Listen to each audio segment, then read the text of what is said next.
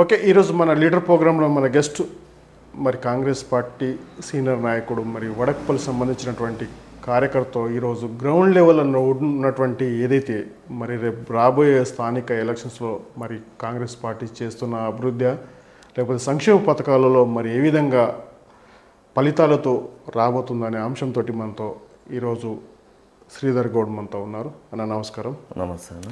అన్న, ఈ ఎట్లా ఉంది ఇప్పుడు కాంగ్రెస్ ప్రభుత్వం వచ్చి 6-7 నెలలు అవుతుంది అంటే గ్రౌండ్ లెవెల్లో ఎట్లా అనిపిస్తుంది ఇక్కడ ఉన్నటువంటి ప్రజలకు?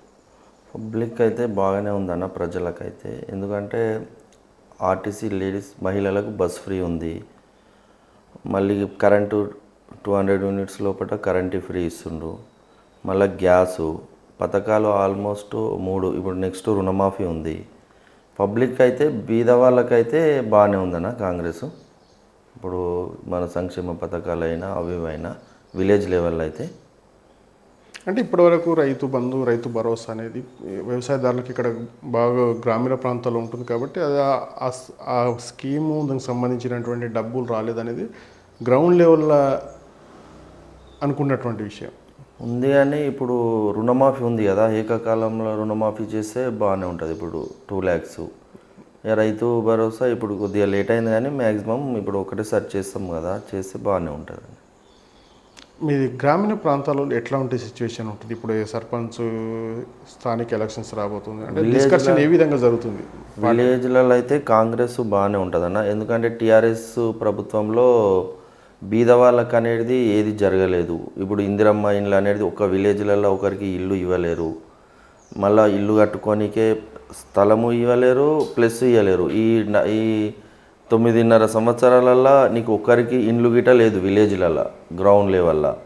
మళ్ళీ టీఆర్ఎస్ది ఎట్లా అయిపోయిందంటే మొత్తం అరాచక పాలన లేక అంతా ఇప్పుడు గ్రౌండ్ లెవెల్లో గిట టీఆర్ఎస్ పరిస్థితి ప్రజెంట్గా ఘోరంగానే ఉంది. టీఆర్ఎస్ పార్టీ గ్రౌండ్ లెవెల్లో అరచక పాలన అంటే ఏ విధంగా జరిగిందంటారు? అంటే విలేజ్లలో ఉన్న లీడర్లు ఏమైపోయిందంటే వన్ సైడ్, ఇప్పుడు మేము చెప్తేనే వేదం. ఇప్పుడు విలేజ్లలో అభివృద్ధి పనులైనా చూసుకోండి, వాళ్ళ ఇంటి సైడు వాళ్ళకే వర్క్ చేసినట్టు అయ్యారు. వన్ సైడ్ మనమే ఉన్నాం కదా, గవర్నమెంట్ ఏదైతుంది ఏమన్నట్టు. ఇప్పుడు మా విలేజ్ వైజ్గా చూసుకుంటే ఇంతకుముందు రోడ్లను తీసేసి మళ్ళీ అవే రోడ్లు పెద్దగా వేసారు. ఇప్పుడు నార్మల్గా ఒక మెయిన్ ప్రాబ్లం ఉందనుకో, అది చేయనే లేరు. మళ్ళీ జనాల మీద ఈ డాగులేసుడు, ఇక మరి ఇప్పుడు రియల్ ఎస్టేట్లో మూమెంట్ అయ్యిందని అని కబ్జాలు చేసుడు, ఇక వాళ్ళు చెప్తేనే ఇప్పుడు అసైన్మెంట్ ల్యాండ్లు మన ఇండ్లునే అనుకో వాళ్ళే అమ్ముకునుడు. ఈ మామూలుగా క్యాడర్ అనేది ఆపోజిషన్ లేకుండా టోటల్గా తొక్కి పడేసేసారు. ఆ తొక్కి పడేయడం వల్ల విలేజ్లలో జనాలకు ఏమైపోయిందంటే విరక్తి ఉట్టిపోయింది. టీఆర్ఎస్ అంటే ఇట్లా అట్లా అని అది ఎఫెక్ట్ పడ్డది. అంటే టీఆర్ఎస్ పార్టీ అంటే అభివృద్ధి దిశ కాకుండా ఈ గ్రౌండ్ లెవెల్లో లేదు ల్యాండ్ సంబంధించినటువంటి డీలింగ్స్, తర్వాత ఈ కబ్జాలేనా ఇదంతా చేసిందంతా? కబ్జాలు. ఇప్పుడు మా దగ్గర ఎగ్జాంపుల్ ఇక్కడ ఎల్లమ్మ గుడి అని ఉంది. ఈ వెంచర్లను పట్టుకొని ఆ గుట్టను సగము గోల్ చేసేసారు. అందులో లోపల ఉన్న గవర్నమెంట్ ల్యాండ్లు గుడికి గిట రోడ్డు లేకుండా మొత్తం కబ్జా చేద్దామని చూస్తే మేము ప్రయత్నం చేసి ఆపించి ఇప్పుడు కలెక్టర్ దాకా వెళ్ళి ప్రజావాణిలో కంప్లైంట్ ఇచ్చి మామూలుగా పేపర్లకు ఇచ్చి అది ఇచ్చేసి గుడికి రోడ్ ఇడిపించినాము. లేకపోతే ఏం చేస్తున్నాయి వాళ్ళు గుడి గిట కలుపుకుంటుంటే ఇప్పుడు ఇక్కడ మా సైడ్ గుట్ట ఉంది, ఆ గుట్టని గిట వెంచర్లో సగం సర్వేగిరి వెళ్ళకుండా మొత్తం తవ్వి గుట్టని గిట కబ్జా చేసేసుకున్నారు విలేజ్లో, మా విలేజ్లో అయితే. అంటే ఇక్కడ స్థానిక ఎమ్మెల్యే అనుకోవచ్చా, లేకపోతే ఇక్కడ స్థానిక మీ గ్రామానికి సంబంధించిన ప్రతి ఒక్కరిది ఎట్లుంటుంది అంటే విలేజ్ బయట ఇది ఇప్పుడు విలేజ్ని బట్టి పైన ఉంటుంది ఎట్లా అయిందనేది మనం విలేజ్లో మెయిన్ అనుకో. ఇప్పుడు మా విలేజే చూసుకోండి, దగ్గర 20 years నుంచి ఎలక్షన్స్ లేవు, ప్రతిసారి ఏకగ్రీవంగా అవుతుండే. మొన్న లాస్ట్ టైం మేము ఏం చేసినాం, అంతకుముందు వార్డు మెంబర్ ఉన్నాని ఎటువంటి ఎలక్షన్స్ కావాలని చెప్పి మేము ఎలక్షన్ చేయించినాం. ఎందుకంటే ఇప్పుడు ఎలక్షన్స్ ఉన్నాయనుకో, ఇప్పుడు మనం ఏదైనా ఇడగడానికి ప్రజలకు మంచిగా ఉంటుంది. ఇప్పుడు ఓటు అడుగుతామని అదొక మార్పు తీసుకొచ్చి ఎలక్షన్స్ చేయించినాక వీళ్ళు రాగానే ఏ వెంచర్ వచ్చినా మరీ ఎట్లుందంటే, ఇప్పుడు ఎగ్జాంపుల్ ఇప్పుడు మనం ఒక వెంచర్ అవుతుంది, వెంచర్ అయినప్పుడు కలుపుకొని పోవాలి, అది ఇది లేదు. ఇక ఒకటేసారి ఇప్పుడు విలేజ్లలో డెవలప్మెంట్ కావాలంటే అందరినీ కలుపుకొని పోతే డెవలప్మెంట్ అవుతుంది. వీళ్ళు ఏమైపోయిందంటే వన్ సైడ్ పాలన లేక ఇక మేము చెప్పిందే వేదము, మేము చేసిందే మేదే అన్నట్టు అయిపోయింది. ఇప్పుడు మొన్న లాస్ట్ సార్ చూడండి ఎంపీ ఎలక్షన్లలో మా దగ్గర కాంగ్రెసే లీడ్ ఇచ్చింది, టీఆర్ఎస్కు ఒకటేసారి 96 ఓట్లకు వెళ్ళిపోయింది మా దగ్గర. అంటే మొత్తం మీద టీఆర్ఎస్ గ్రాఫ్ పడిపోయింది అనమాట. గ్రాఫ్ పడిపోయి విలేజ్లలో గ్రౌండ్ లెవెల్లో టీఆర్ఎస్ అనేది వాళ్ళని నమ్మలేకుండా అయిపోయారు అనమాట. ఇక వాళ్ళు మేము డబ్బులు ఉన్నాయి, మేము ఇది చేస్తాము, డబ్బులు పెడతాము అనే రేంజ్లో వెళ్ళిపోతున్నారు వాళ్ళు. అంటే ఇప్పుడు ఈ ఏకగ్రీవం అనేది మీరు అంటున్నారు, ఆ సర్పంచ్ ఏకగ్రీవం అనేది ఎందుకు వచ్చింది? ఎందుకంటే ఇప్పుడు ఎక్కడ ఉన్న ఏ చిన్న ఎలక్షన్స్ వచ్చినా వార్డు మెంబర్ స్థాయిలో కూడా కాంపిటీషన్ అనేది ఇరు పార్టీలు నామినేషన్ ఇస్తాయి. అటువంటి సిచ్యువేషన్లో కూడా మీరు ఎందుకు ఏకగ్రీవంగా ఎన్నుకోవడం జరిగింది? అయితే మాది జాన్కంపేట్ గ్రామ పంచాయతీ 2 అని ఉండే. 2 గ్రామ పంచాయతీలు ఒకటే విలేజ్ ఉన్నప్పుడు ఏం చేస్తుండే, ఒక 1 year 5 years అక్కడ 5 years మాకు అన్నట్టు సర్పంచ్ కమిట్మెంట్ అనమాట. ఇక మామూలుగా ఇంతకుముందు పెద్ద మనుషులు నడుస్తుండే ఊర్లో ఇట్లని ఇట్లా చెప్పి ఒక దగ్గర మీటింగ్ పెట్టుకొని అవుతుండే. మామూలుగా సెలెక్షన్ చేసి ఎవరు ఏందనేది డిసైడ్ అవుతుండే వార్డు మెంబర్లు అది ఇది. ఇక లాస్ట్ 5 years నేను అంతకుముందు వార్డు మెంబర్ చేశాను, ఏకగ్రీవంగానే మా వార్డు మెంబర్ చేస్తే ఏమైంది, అంతకుముందు సార్ ఉన్నప్పుడు ఏమవుతుండే, విలేజ్లో ఉన్న వాళ్ళు ఎవరు ఉండకుండే, వాళ్ళైనా సర్పంచ్ అయినా వార్డు మెంబర్లు అయినా టోటల్ బయట విలేజ్లు ఉంటుండే. మేము ఊర్లుండి వాటర్ రావాలన్నా వాటర్ రాకుండే, పవర్ పోయినా ఇప్పుడు ఎవరైనా ఏమైనా ఉంటుంది, ఇప్పుడు ఎవరైనా ప్రజాప్రతినిధి ఉంటే ఏమైతే ఎవరికి చెప్పినా ఫాస్ట్ వర్క్ అవుతుండే. మా దగ్గర ఏం వర్క్ కాకుండే. అట్లా నేను 5 years ఉండి ఏమైపోయింది, నాకు ఫస్ట్ నుంచి అయినా మనము 5 అని కాదు 10 years నుంచి అంతకుముందు 5 years ఫేస్ చేసినాము.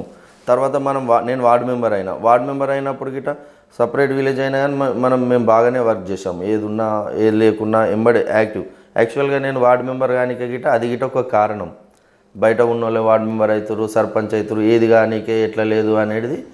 అట్లా అయినాక ఏమైపోయింది, వాళ్ళు ఎట్లా చెప్తే అట్లా ఎలక్షన్స్ గిట్ట నేను 5 years వార్డు మెంబర్ ఉండేమైంది, నేను గిట్ట ఏకగ్రీవంగానే వార్డు మెంబర్ అయినా. ఎలక్షన్ వార్డు మెంబర్ అంతకుముందు నుంచి అవుతుండే. ఎలక్షన్స్ మాదికి వెళ్ళి స్టార్ట్ అయ్యా. నాకేమైపోయిందంటే ఎలక్షన్స్ అయితే ఇప్పుడు ఇంటికి పోయి మనం ఓటు అడిగినాం అనుకో, వాళ్ళు ఏదన్నా అడిగినా మనం చేసే రెస్పాన్స్ ఉంటుంది. ఏకగ్రీవంగా అయితే ఇప్పుడు వార్డు మెంబర్లు అయిన వాళ్ళు పట్టించుకోరు, సర్పంచ్ అయినా వాళ్ళకి ఏంది అనేది తెలియదు.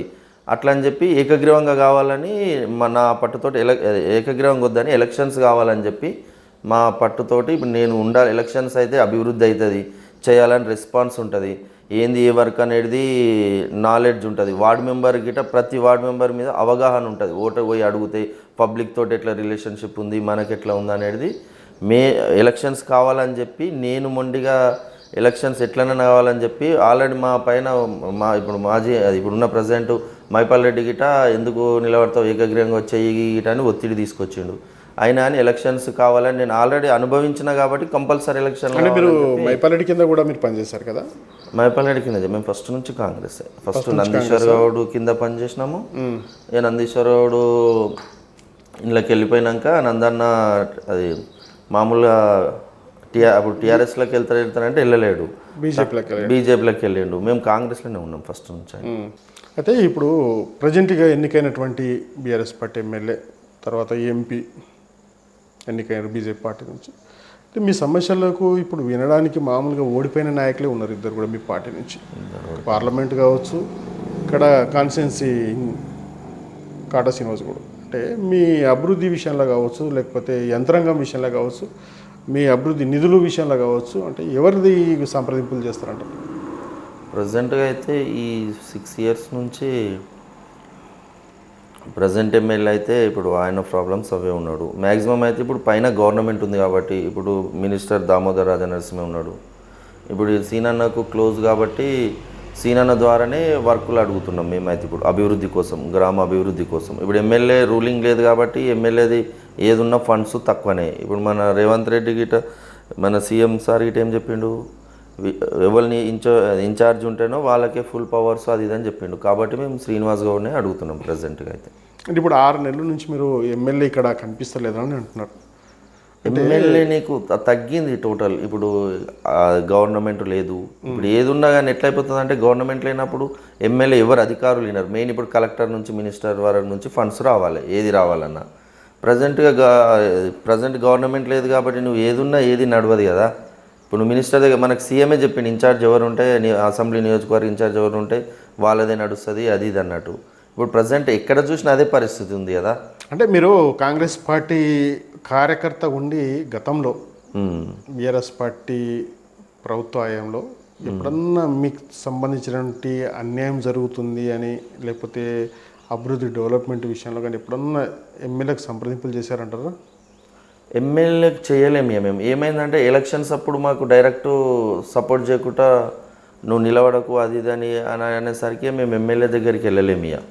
ఇప్పుడు లాస్ట్ 5 ఇయర్స్లో ఏదన్నా మాకు ఈ వర్క్ ఆ వర్క్ కావాలంటే డైరెక్ట్ కలెక్టర్కి కంప్లైంట్ ఇస్తుంటే మా పంచాయతీ కార్యదర్శికి చెప్పి ఇది అదని మనం అడుగుతుంటాం, కానీ ఎమ్మెల్యే దగ్గరికి వెళ్ళలేము. వెళ్తే ఎట్లుంటుండే అంటే మీకు రిసీవ్ చేసుకుంటున్నా లేకపోతే రిమూవ్ చేస్తున్నా? మాకు ఏమైందంటే స్టార్టింగే అట్లా అనేసరికి ఇప్పుడు మా క్యాడర్ అయినా పిల్లలైనా ఇప్పుడు మ్యాక్సిమం ఎమ్మెల్యే ఉన్నప్పుడు ఏముండే ఎవరు గెలిచినా చూసాం అది ఇది అనాలి. ఫస్ట్ మాకు వ్యతిరేకించేసరికి మేము వెళ్ళలేమన్నమాట 5 ఇయర్స్. బాధపడ్డారనమాట మీరు, ఎందుకంటే మీరు కాంటాక్ట్ చేయకూడదు అనేసరికి మేము బాధపడి వెళ్ళలేము. మేము ఎట్లా ఉంటుంది ఇప్పుడు సిచ్యువేషన్? ఇప్పుడు 3 పార్టీల తరఫు నుంచి కూడా గ్రామ స్థాయిలో నిలబడడానికి క్యాండిడేట్లు సిద్ధంగా ఉంటారు. బీఆర్ఎస్ పార్టీ కావచ్చు, కాంగ్రెస్ పార్టీ కావచ్చు, బీజేపీ కూడా కావచ్చు.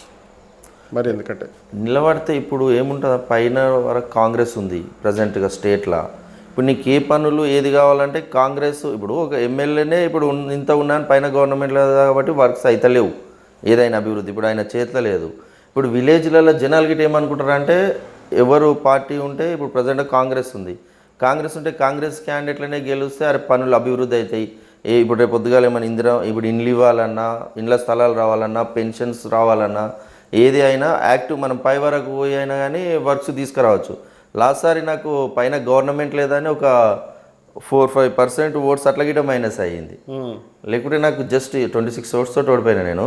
నాకు ఛాన్స్ ఉంటుండే ఇప్పుడు ఇట్లా విలేజ్లకు వచ్చి నువ్వు మా పార్టీ కాదు అది ఇది నువ్వు ఎట్లా గెలుస్తావు అని ఎమ్మెల్యే అనేసరికి అలాగిట ఓడిపోయినా నేను, లేకుంటే గెలుస్తుంటే. అంటే ఒక 26 అంత దగ్గరకు వచ్చి ఓడిపోవడం కారణం కొంచెం అధికారం కావచ్చు, తర్వాత ఎమ్మెల్యే వచ్చి మరి ఎట్లా అనేది క్యాంపెయినింగ్ చేసే వరకు అదొక మీకు ఎఫెక్ట్ జరగవచ్చు. అదొకటి.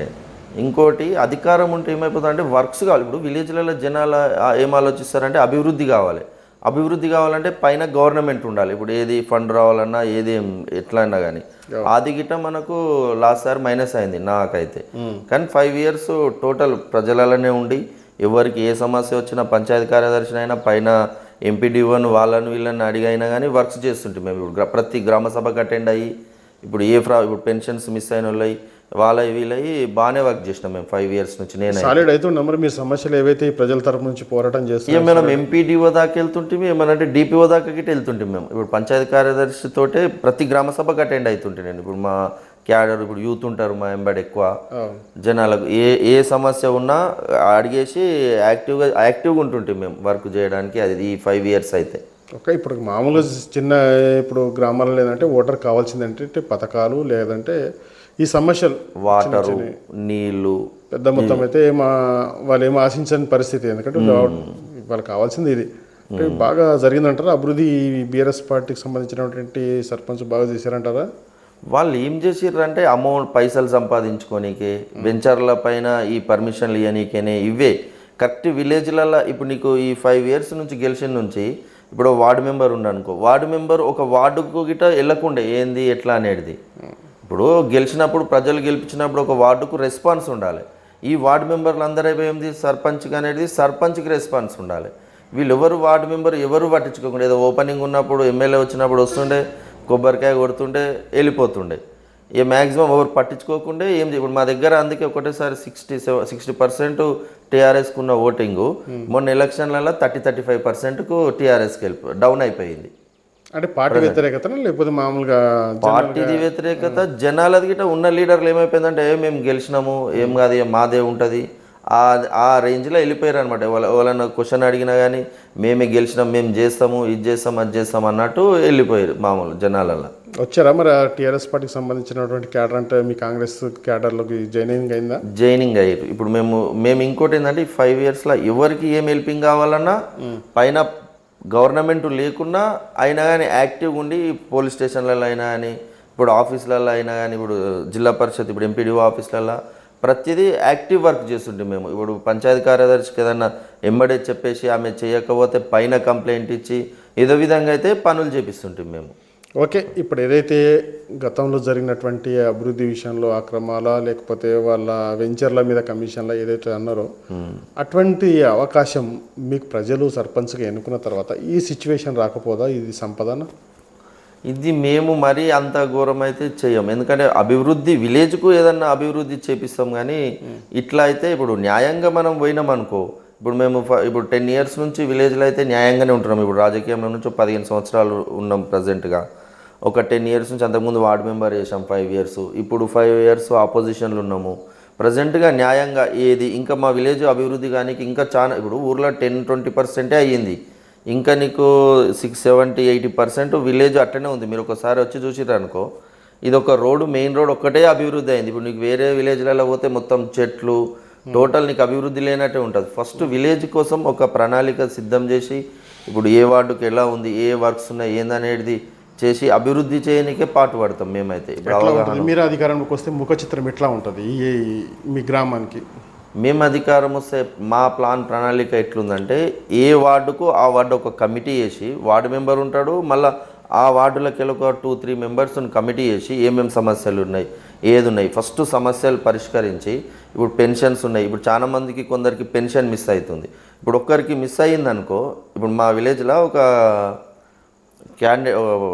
యాదవ్స్ ఉంటారు, ఆయనది ఆల్రెడీ ఆధార్ కార్డులో 65 ఉన్నది. 65 ఉన్నది, పెన్షన్ మిస్ అయ్యింది. మిస్ అయ్యి వీళ్ళకి ఎన్నిసార్లు చెప్పినా పెన్షన్ అతనికి రానేలేదు. ఆయన చనిపోయింది కానీ అసలు పెన్షనే తీసుకోలేడు ఆయన.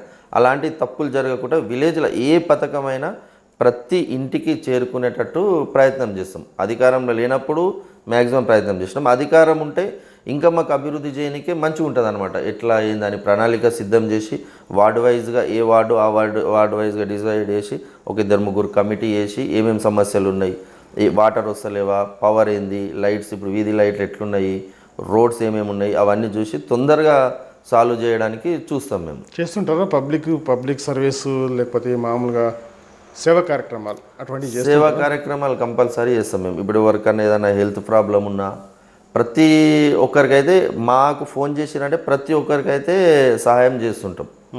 మ్యాక్సిమం 99% ఒకసారి ఫోన్ చేస్తే ఈ సమస్య ఉంది ఇది ఉందని. ఇప్పుడున్న పొజిషన్లో 5 years అయితే ఉన్న సర్పంచ్ టీఆర్ఎస్ ఉన్నా కానీ మా దగ్గరికే సగం వస్తుండే, నా దగ్గరికే ఇట్లా ఉందన్న అది ఉన్నా ప్రతిదీ రెస్పాన్స్ అవుతుంటే నేను ఏ టైంలో ఫోన్ చేసినా. ఇప్పుడు ఎవరికన్నా ప్రాబ్లం వచ్చి హాస్పిటల్ తీసుకెళ్ళాలన్నా హాస్పిటల్ ఉన్నా ఏది అయినా కానీ యాక్టివ్ ఉంటుండే. అంటే ఎందుకు సర్పంచ్ స్థాయిలో ఉన్నటువంటి వ్యక్తికి ఆయన దగ్గరికి పోకుండా ఆయనతోటి పనులు తీసుకోకుండా మీకు తోటి అధికారంలో లేకపోతే మీరు కూడా అధికారంలో అంటే మీ దగ్గరికి ఎందుకు రావాల్సి వచ్చింది? ఇప్పుడు వాళ్ళు రెస్పాన్స్ ఇయ్యారు. ఇప్పుడు ఇంతకుముందు ఉన్న మా సర్పంచ్ ఏంది కరెక్ట్ రెస్పాన్స్ ఇవ్వకుండే, మళ్ళీ ఎవరు అతనికి ఓట్లు వేసిర్రా ఏందని మనసులో పెట్టుకొని వాళ్ళకే మీరు నాకు ఓటేయలేరు వీటేయలేరు అని వాళ్ళని వదిలేసిండు. మెయిన్ ఎవరెవరు ఉంటారో వాళ్ళని పట్టుకొని వాళ్ళనే తిరిగిండు. ఇప్పుడు మనం ఒకసారి గెలిచినాం అనుకో, పాతది ఇప్పుడు అందరిని వదిలేసేయాలి ఎలక్షన్లో కాగానే, ఊరు మొత్తం అన్నట్టు మనమే సర్పంచ్ ఉండాలి. అట్లా లేదు మా దగ్గర పరిస్థితి. ఎవరు మెయిన్ సపోర్ట్ చేసిరో వాళ్ళకే, వేరే వాళ్ళకు అంత కేర్ చేయనట్టు ఆ విధంగానే ముందుకెళ్ళినప్పుడు. మా ఊర్లో జెడ్పీటీసీ ఉంటాడు మా విలేజ్లోనే, ఆయన ఇంకా అతని గిట్ట ఆ విధంగానే పోయిండు అనమాట. అంటే జెడ్పీటీసీ మీ ఊరే, తర్వాత సర్పంచ్ కూడా ఒకటే పార్టీకి సంబంధించినట్టు అభివృద్ధి విషయంలో బాగా బ్రహ్మాండంగా ఉండాలి. ఓన్లీ ఇప్పుడు నీకు సర్పంచ్ ఇల్లు ఎక్కడుంది, జెడ్పీటీసీ ఇల్లు ఎక్కడుంది, అదే రోడ్డు బాగుంటుంది. అది ఉన్న రోడ్డును తీసేసి ఉన్న ఫండ్స్ అంతా దానికే పెట్టారు. ఇప్పుడు విలేజ్ అన్నప్పుడు టోటల్ విలేజ్ చూసుకోవాలి. ఇప్పుడు మనది మొత్తం చేస్తే ఇంకా ముందుకైనా చూసుకోవాలి, ఏదైనా చూసుకోవాలి. అది అక్కడ పట్టించుకోలేరు వీళ్ళు. ఇదే మేము ఇంకా ప్రతిదీ ఫైటింగ్ చేస్తుంటాం. గ్రామ సభ పోయి ఇప్పుడు మీరు అలా చేస్తుంటే మీకే చేస్తున్నారు ఎందుకు, మాకెందుకు చేస్తలేరు ఏంది, ప్రతిదీ క్వశ్చన్ చేస్తుంటాం మేము ఇట్లా అనేది. అయినా కానీ వాళ్ళు వాళ్ళ సైడ్ వాళ్ళదే అన్నట్టే వెళ్ళిపోయారు. వాళ్ళు క్వశ్చన్ చేస్తే కూడా స్పందన లేకుండా వాళ్ళ అభివృద్ధి వాళ్ళే అన్నట్టు క్వశ్చన్ చేసినందుకు ఫలితాలు అయితే దక్కలేవు. ఫలితాలు అయితే పూర్తి స్థాయిలో దక్కలేదు. ఇక మేము మరీ కొంచెం క్వశ్చన్ చేస్తే ఇంతో అంతో ఇప్పుడు జెడ్పీటీసీ ఉండు కాబట్టి అవుతుండే, కానీ పూర్తి స్థాయి అయితే దక్కలేవు. ఏం చెప్తారు మరి ప్రజలకు? మన కాంగ్రెస్ పార్టీ నాయకులు మన ప్రభుత్వం అధికారం లేదు కాబట్టి మన పనులు కావని చెప్తారా, లేకపోతే నేను ఫైట్ చేసినా కానీ ఫలితాలు దక్కలేవని చెప్తారా పబ్లిక్ నుంచి? ఇప్పుడు ఇంతకుముందు అంటారా ఇక వాళ్ళు ఏం చెప్తుండే ఉన్నది అవుతుంది అధికారము. మొన్న లాస్ట్లో ఏం చేసారు, ఎలక్షన్ల ముంగట అందరికీ ఇండ్లు ఇస్తామన్నారు. మా విలేజ్లో ఇండ్లు ఇస్తామని ఒక లిస్టు రాసిరు విలేజ్ అందరిని పిలిచి. ఇప్పుడు నీకు ఓపెన్ ప్లాట్లు ఇవ్వాలంటే అంత ఈజీగా కాదు. అవును, ఇవ్వాలంటే ఇప్పుడు మొన్నటిగా టీఆర్ఎస్ గవర్నమెంట్ ఓన్లీ డబుల్ బెడ్రూమ్సే ఇస్తాము, ఇవే ఇండ్లు కట్టే ఇస్తామని అన్నారు. వీళ్ళు ఏం చేసిరంటే ఇంకా జనాలను మభ్యపెట్టడానికనే చూస్తారు. లాస్ట్ ఎలక్షన్ల ముందు మీరు ఎమ్మెల్యే గెలిస్తే పైన గవర్నమెంట్ వస్తే టోటల్ ప్రతి ఒక్కరికి ఇల్లు ఇస్తామని జనాలను అందరిని ఒక దగ్గర కూర్చొని పెట్టి టోటల్ లిస్టు రాసారు. లిస్టు రాసి అట్లా ఇచ్చిరంటే అట్లా ఇయ్యనే లేరు. ఇస్తాము అన్నారు, ఇంకా మీకు ఇస్తాం మాకు ఇస్తామని జనాలనే కొట్లాట పెట్టారు. ఇప్పుడు మా విలేజ్లో అయితే ఎవరికి ఇల్లు రాలేవు, ఏం రాలేవు. ఇప్పుడు ఉన్న వాళ్ళకి ఎవరు అర్హులు ఉన్నారు, ఎవరు ఉన్నారు అని ఇస్తే అదో లెక్క. ఇప్పుడు నీకు ఇండ్లు ఉన్న వాళ్ళకు 3-4 అంతస్తులు ఉన్న వాళ్ళకి గిట్ట మేము ఇల్లు ఇస్తాము, మీ పేరు రాస్తాము, ఇంతమందికి ఉన్నామని ఇస్తామని ఇంకేమైపోతుంది అంటే మభ్యపెట్టుడికే సరిపోతుంది. ఇంకా ఇది ఇప్పుడు 10 years 9.5 years 10 years ఉన్నారు. ఇవ్వాలంటే ఒక 10-15 మందికి అయినా ఇల్లు ఇవ్వచ్చు కదా, ఎవరికి ఇవ్వలేరు. ఇంకో వాళ్ళన్న బీద వాళ్ళు ఒక ఎట్లుందంటే మా విలేజ్ పరిస్థితి చూస్తే ఇంకా మార్పు ఇంకా ఫుల్గా రానిలేదు. మొన్నటిదాకా ఇప్పుడు మా వాళ్ళపైన కేసులు పెట్టించారు ఒక గుడిసె వేస్తే. ఇప్పుడు ఇక్కడ గుడిసె అంటే అతనికి ఆల్రెడీ వాళ్ళే వేసుకోమన్నారు. వేసుకోమన్నాక మళ్ళీ గుడిసె వేసినాక ఏం చేసారు, ఇక ఆర్ఐని పంపించి ఎంఆర్ఓని పంపించి ఇప్పుడు వాళ్ళు ఎవరు గుడిసె చేసారో వాళ్ళకు పోలీస్ కంప్లైంట్ ఇచ్చి కేసే బుక్ చేసారు. విలేజ్లలో కేసు బుక్ చేసి మళ్ళీ మేము 2 days తిరిగి వాళ్ళను కేసు బుక్ చేసిన తీసుకొని వచ్చి మళ్ళీ కోర్టు వరకు. గ్రామానికి సంబంధించిన గ్రామ కంఠం భూమే లేకపోతే అదే యాక్చువల్గా గవర్నమెంట్ భూమే. గవర్నమెంట్ భూమి ఉంటే వాళ్ళే గుడిసె వేసుకోమని చెప్పారు. ఏం కాదు, వాళ్ళు మామూలుగా ఇల్లు లేదనమాట. గుడిసె వేసుకొని ఉంటే ఆయన ఓన్లీ గుడిసెనే వేసుకుండు. గుడిసె వేసి డైరెక్ట్ ఎంఆర్ఓకు ఆర్ఐకి కంప్లైంట్ ఇచ్చి గుడిసె తీసేపించి కేసే బుక్ చేయించారు. ఇప్పుడు నీకు కేసు దాకా పోయే అవసరం లేదు కదా. ఇప్పుడు జెడ్పీటీసీ ఉన్నాడు, సర్పంచ్ ఉన్నాడు, వాళ్ళనే పోయి అడిగిండు వాళ్ళ ఇంటికి. అడిగినాక నువ్వు వేసుకోకు అని అయిపోతున్నాయి. నువ్వు వేసుకున్నాక వాళ్ళే పోయి ఎందుకు తీసేస్తే సరిపోతుంది కదా అని తీసేపించినా కానీ అయిపోతున్నాయి. ఇప్పుడు ఎవరు ఎందుకు వినరు? ఇప్పుడు విలేజ్ అన్నప్పుడు అందరూ కలిసిమెలిసి ఉంటారు, అందరూ ఉంటారు. పోయి మాట్లాడితే తీసేస్తే అయిపోతుంది. తీసేయలే, దానికి కేసు పెట్టి దాని మీద ఎఫ్ఐఆర్ రాపిచ్చి మళ్ళీ వాళ్ళు కోర్టుకు తిరుగుడు, ఇదంతా ఎట్లా అంటే కక్షపూరిత రాజకీయాలు గిట్ట ప్లస్ ఇప్పుడు ఉందా అయిపోయింది లేదు. వాళ్ళు గుడిసెనే వేసిరు, ఏం కట్టలేరు. గుడిసె వేసిన దానికి అంత అయ్యలేడు, వాళ్ళే వేసుకోమని చెప్పారు. మళ్ళీ ఇప్పుడు అదే క్యాండిడేట్ అదే పొజిషన్ లేడు, పొజిషన్ లేడు. మరి ఇప్పుడు మీరు కూడా చెప్తున్నారు కదా మేము ఇందిరా ఇల్లు ఇస్తాము, మేము స్థలం ఉంటే 5 లక్షలు ఇస్తామని, ఇట్లా మీరు కూడా మేము ఇప్పుడు ఉంది కదా, ఇప్పుడు మా స్కీమ్లో స్థలం లేని వాళ్ళకి స్థలం ఇస్తామని చెప్పినాం. ఉంది ప్లస్ ఉంది. ఇప్పుడు ఎవరి అరువులో బీద వాళ్ళు ఎవరు ఉన్నారో వాళ్ళకి కంపల్సరీ ఇస్తాము. ఇప్పుడు ముందైనా కానీ కాస్ట్లే ఉండే రింగ్ రోడ్ దగ్గర. ఇప్పుడు ఈ 9.5 years అయితే ఎవరికి ఇవ్వలేరు. ఇప్పుడు వచ్చినాక ఎవరు అర్హులు ఉన్నారు, ఎవరికి కావాలనేది మ్యాక్సిమం సంక్షేమ పథకాలు వచ్చేటట్టు చూస్తాము. ఉంటారా ఒక 20 మంది 30 మంది అట్లా? ఒక 20-25 మంది ఇండ్లు లేని వాళ్ళు. ఇప్పుడు ముందు ఒక 2-3 అన్నదమ్ముళ్ళు ఉండి చిన్న ఇంట్లోనే ఉండేటోళ్ళు, వాళ్ళు ఇప్పటికి అట్లనే ఉన్నారు చాలా మంది. ఇప్పుడు మా దగ్గర ఒక 10-15 మంది, ఒక 3 కొడుకులు ఉండి ఒకటే ఇల్లు అందులోనే ఉండు. అసలు వాళ్ళకి ఇండ్లు లేనే లేవు. చూపిస్తారా మరి అందరికి జాలి గురించి చూపిస్తారా లేకపోతే వివక్ష చూపిస్తారా? మేము అట్లా ఉండము. ఇప్పటికైనా మేము చూడండి 5 years ఉన్నప్పటి నుంచి 10 years నుంచి ఉన్నప్పటి ఉన్నా కానీ ఇప్పుడు ఎలక్షన్ల వరకే రాజకీయం. ఎలక్షన్లు అయిపోయినాక అందరూ మన వాళ్ళే అనుకోవాలి. అంటే అక్కడ చూశారు కదా, ఇప్పటి వరకు ఉన్న సర్పంచులు చూశారు కదా అట్లా వాళ్ళు అట్లా. కానీ మేము ఇప్పుడు రాజకీయం అనేది సేవ చేయడానికి వచ్చినాం. ఇప్పుడు అందులో మనం రాజకీయంలో సంపాదించేది ఉండదు, ఏముండదు. సేవ అనేది, సర్వీస్ అనేది నీకు టోటల్ ఊరంతా చూస్తేనే సేమ్ ఉంటుంది. ఏకపక్షంగా వీళ్ళయ్య మనం గెలిచినాం కదా వాళ్ళ సంబంధం లేదని, ఇప్పుడు అవతల వాళ్ళు ఓటేయలేరు కదా అని వాళ్ళని వదిలేసి అది రాజకీయం ఎందుకు, అది ఒక బిజినెస్ లెక్క అయిపోతుంది. మ్యాక్సిమం అయితే ఊరంతా కలుపుకొని ఊరు అభివృద్ధి పాటుపడడానికనే చూస్తాం నేనైతే. చూసారా ఎజెండా పెట్టుకున్నారా మరి? నేను గెలిచిన తర్వాత క్యాంపెయినింగ్ చేసిన తర్వాత వాళ్ళకి ఇచ్చినటువంటి హామీలే కానీ తర్వాత ఇప్పుడు ఏదైతే అభివృద్ధి కుంటుపడిందో ఇవన్నీ నెరవేరుస్తాను మీరు ఒక ఎజెండా తీసుకున్నారు? ఎజెండా ప్లాన్ చేసుకున్నాం మేము. ఎట్లా అంటే ఇప్పుడు ఇంతకుముందు చెప్పాను కదా, వార్డుకు ఒక 2-3 కమిటీ చేసి మా దగ్గర 8 వార్డ్స్ ఉంటాయి. 8 వార్డ్స్లలో యూత్ మ్యాక్సిమం 90% యూత్ మా సైడే ఉన్నారు. ఎందుకంటే ప్రతిదీ మనం వ్యతిరేకించి అభివృద్ధి కోసం పాటుపడుతుంటే కానీ జనాలలో గిట్ట మార్పు వచ్చింది. ఇప్పుడు మా దగ్గర అరే ఇప్పుడు ఇట్లా శ్రీధర్ అన్న ఉంటే ఇట్లా వర్క్ చేస్తాడు, ఇది చేస్తాడు, ఇది అనేది. కాబట్టి ప్లాన్ చేసాం. వార్డుకు 3 members 4 members వాళ్ళందరూ ప్లాన్ చేసి ఎవరెవరికి ఏమేమి పథకాలు వస్తలేవు, ఇప్పుడు ఇండ్లు లేని వాళ్ళు అర్హులు ఎవరు ఉన్నారు, పెన్షన్స్ ఎవరికి వస్తలేవు, ఇప్పుడు మన మహాలక్ష్మి పథకం ఉన్నది, ఏ పథకాలు ఎవరెవరికి వస్తలేవు అనేది ప్లాన్ చేసి 100% పథకాలు వచ్చేటట్టు చూస్తాం. ఎందుకంటే పైన గవర్నమెంట్ ఉంది. ఇంతకుముందు అంటే గవర్నమెంట్ లేనప్పుడు గిట్ట కొట్లాడి పెన్షన్స్ అవి ఇప్పించినాం. మేము సీఎం రిలీఫ్ ఫండ్ గిట్ట ఇప్పించినాం గవర్నమెంట్ లేకుండా. మీరు అంతా అధికారంలో లేనప్పుడు అంతా మీరు ఏదైతే క్వశ్చన్ చేశారో మీకు ఏమైనా కేసులు చేయలేరా? కేసులు కాలేదా? కేసులు మా ఎంబడి తిరిగేటోళ్ళకి ఒక్కటి అయింది కానీ మ్యాక్సిమం ఇక మేము అది ఇది చేసి కేసులు అయితే ఏం కాలేవు మాకు. వీళ్ళు చేసిర్రు అది అట్లా ప్లాన్ చేయడానికి భయపడడానికి అవి ఇవి చూసిర్రు. కానీ ఇక మేము సీనన్న ఇప్పుడు శ్రీనివాస్ గౌడ్ ఉంటాయి 5 years నుంచి ఏదున్నా అని శ్రీనివాస్ గౌడ్ దగ్గరికి వెళ్ళి 10 years నుంచి ఇదన్నా అది ఇది అని చెప్తే మ్యాక్సిమం క్లియర్ అవుతుండే. కేసుల వరకు అయితే పోలేదు మరి. అంటే మొత్తానికి అయితే కేసులు అయితే కాకుండా మొత్తానికి అయితే ప్రజాపక్షం నుంచి అయితే చేశారు, పోరాడినాం ఇక మేము. ఓకే. ఏదైతే ఇక్కడ జరిగినటువంటి అభివృద్ధి కాకుండా మొత్తానికి ఇల్లీగల్గా ఏదైతే భూ కబ్జాలే జరిగినటువంటి అభివృద్ధి అనుకోవచ్చు. మరి ఇక్కడ ఇప్పుడు ఉన్న పొజిషన్లో మరి ఇప్పుడు వచ్చే స్థానిక ఎలక్షన్స్లలో మరి తన ఏజెండా సంక్షేమ పథకాలు మరి వివక్ష లేకుండా తన పాలన సాగిస్తా అని చెప్పేసి మనతో చెప్తా ఉన్నారు.